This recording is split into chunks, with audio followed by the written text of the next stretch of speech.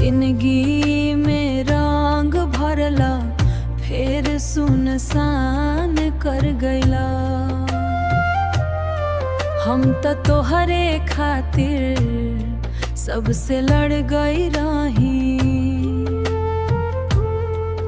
तू एगो झूठा सपना बनके दिलवा तोड़ गईला हो। दिलवा टूट गईल हो सजना, आंसू छूट गईल। तोरा प्यार में पागल दिल तन्हा छूट गईल। रोज तोहर याद सतावे, रात भर नींद न आवे। कसम से बेवफा जिए के मन ना भावे।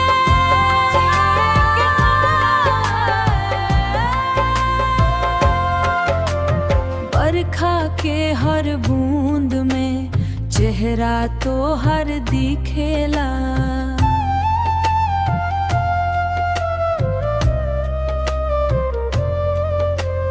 टूटल दिल के दर्द अब गीत बन के निकलेला।